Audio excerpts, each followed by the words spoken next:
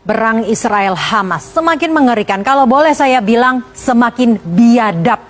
Gempuran semakin kencang, pembantaian terhadap warga sipil Palestina semakin membabi buta. Tidak mengerti saya jika hati nurani kita tidak ikut tersakiti melihat kenyataan pahit di Gaza. Kita akan melihat bagaimana perkembangannya hingga hari ini. Sejak 7 Oktober, itu artinya sudah 28 hari perang terjadi di Gaza. Perkembangannya seperti apa? Total korbannya per pagi ini 9.000. Anak-anak ada 3.760, lebih dari 22.000 terluka. Dan tidak hanya di Gaza. Tidak hanya di Gaza, namun kita harus ingat juga masih terjadi di tepi barat atau Jenin.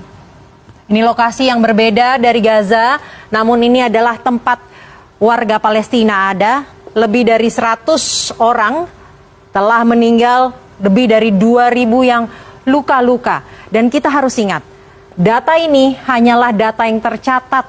Kita tidak tahu berapa banyak yang belum ditemukan, masih hilang, belum tercatat, dan saat ini juga masih terjadi perang di sana yang menimbulkan korban jiwa. Israel begitu membabi buta menargetkan warga Palestina dan terang-terangan menargetkan rumah sakit, masjid, kamp pengungsian pun ditargetkan oleh Israel. Salah satunya yang terbesar adalah Jabalia. Alasannya apa? Alasannya karena mencari petinggi Hamas, mencari orang-orang Palestina yang berkaitan dengan Hamas. Itu alasannya. Namun alasan apapun sebenarnya tidak bisa dibenarkan.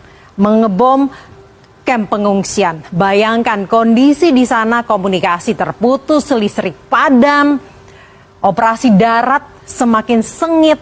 Bahkan kini Israel mengatakan, mengklaim telah mengepung Gaza. Lalu mengapa terlihatnya begitu brutal? Saya akan membandingkan data korban perang di Palestina dan Ukraina. Kita harus ingat bahwa perang saat ini tidak hanya di Palestina namun juga di Ukraina. Apapun keduanya ini sangat melanggar hak asasi manusia karena warga sipil menjadi korbannya sehingga tidak bisa, lagi-lagi tidak bisa dibela dengan alasan apapun. Kita lihat di Ukraina, korban tewas selama 563 hari terjadinya perang ada di angka 9.614. Sedangkan 25 hari saja perang terjadi di Gaza mencapai 8.000 baru 25 hari. 3.000 lebih diantaranya anak-anak. Saya ralat 9.000 sudah sekarang. Korban luka ada 563 hari mencapai 17.000. Sedangkan di Palestina 25 hari belum 1 bulan. Mencapai 24.000 lebih, ini baru yang di Gaza. Tadi kita sudah bahas bahwa perang juga terjadi di tepi barat. Dan anak-anak menjadi korban, setidaknya ya dari yang tercatat. Dari data ini, itu artinya ada 156 anak tewas per jamnya.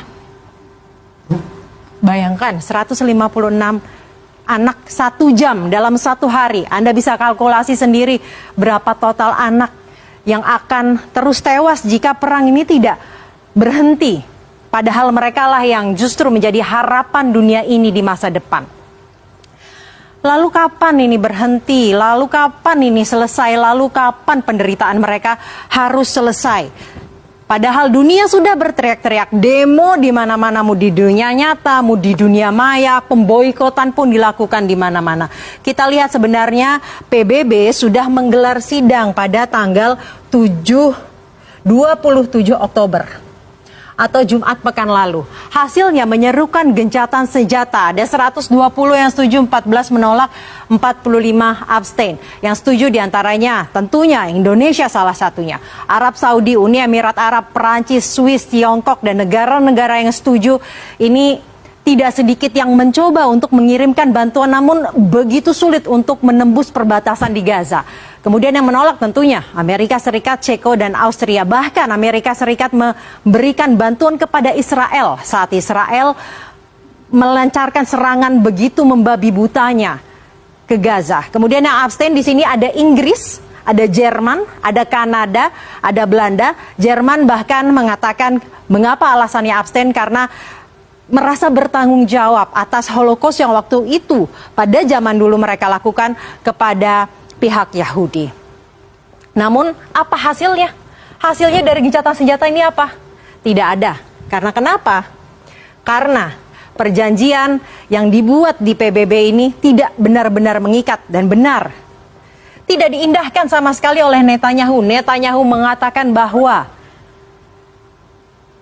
perang akan terus dilakukan hingga semua warga Hamas, ingat ya, Hamas, bukan Palestina, Hamas hilang. Namun warga Hamas yang ditargetkan oleh Israel yang harus menderita justru warga Palestina. Tidak bisa dibiarkan. Bayangkan harus berapa banyak warga yang sama sekali mungkin tidak ada kaitannya dengan Hamas harus menanggung derita ini. Ini bukan lagi perang. Ini pembantaian massal yang perlu kita lawan bersama.